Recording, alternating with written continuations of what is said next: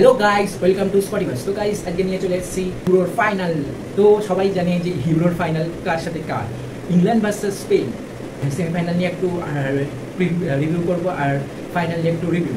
তো guys, first semifinal হচ্ছে Spain versus France, ঠিক আছে, যেটা স্পেন 2-1 জিতেছে 10ই জুলাই রাত 12:30 থেকে। আর সেকেন্ড সেমিফাইনাল হয়েছে নেদারল্যান্ড ভার্সেস ইংল্যান্ড 11ই জুলাই রাত 12:30 থেকে। তো ফার্স্ট সেমিফাইনাল 2-1 প্রথমে ফ্রান্স গোল মেরে 1-0 এগিয়ে যায়। 9 মিনিটের মাথায় কিলিয়ান এমবাপ্পের অ্যাসিস্টে হেডারের সাহায্যে কোলোমানি গোল করেন, কিন্তু তার ঠিক 12 মিনিটের মাথায় লামিন ইয়ামাল একটা দুর্ধর্ষ কাল করে সেকেন্ডবারের পাস দিয়ে ঢুকিয়ে দেয়, ঠিক আছে। আর তার ঠিক 4 মিনিট পরে ড্যালিয়ন গোল করে 25 মিনিটে স্পেনে গিয়ে যায়, আর এটাই ফাইনাল স্কোর লাইন হয়। 2-1 স্পেন ফাইনালে পৌঁছে যায়, ঠিক আছে।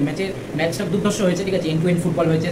ফ্রান্স অনেক চান্স ক্রিয়েট করেছে, স্পেন লাইক দ্যাট, ঠিক আছে, 2 চান্স ক্রিয়েট করেছে, যেটা to end football kind of into end football হয়, ঠিক আছে।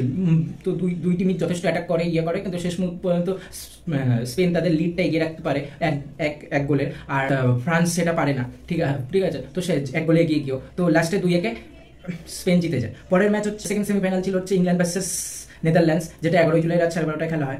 যেখানে নেদারল্যান্ডসও এক গোলে এগিয়ে যায়। ফার্স্টে জাভি সিমনের গোলে 7 মিনিটের মাথায় এগিয়ে যায়। তিনিও আমাদের মতন একটা দুর্ধর্ষ ফিনিশিং করেছিলেন, কিন্তু তার ঠিক 11 মিনিটের মাথায় ডিমফোসের ভুল কোথাও, ওটা 50-50 বলা চলে, পেনাল্টি হয় না, কিন্তু পেনাল্টি পায় ইংল্যান্ড, আর সেটা ক্যাপ্টেন হ্যারিকেন স্কোর কনভার্ট করে 1-0 এগিয়ে যায়। দেন হচ্ছে একটা একেবারে খেলার শেষের মুহূর্তে কোহলি, পার্মার আর উইংসের যে সাবস্টিটিউট করে সাউথগেট, সেটা কাজ করে যায়, ঠিক আছে, কাজে লেগে যায়। তার ফলে এগিয়ে যায়, তো কোহলি, পার্মার অ্যাসিস্ট করে আর উইংসের গোল করে বের করে দেয়। তো সেখানে 2-1 এগিয়ে যায়। খুব খেলার শেষ মিনিটে, অ্যাডেড টাইমেরও আর 1-2 মিনিট বাকি ছিল লাইভ, তো তখনই সেই গোলটা আসে। আর সেই মুহূর্তে ইংল্যান্ড অনেকটা শেষ 1 মিনিট কোনোভাবে ডিফেন্ড করে ম্যাচ বের করে দেয়। তো এই ইউরোতে বলা চলে যে ইয়াংস্টাররা ভালো খেলছে, বা বলা চলে যে ইয়াংস্টাররা অনেকটা কাজ করছে।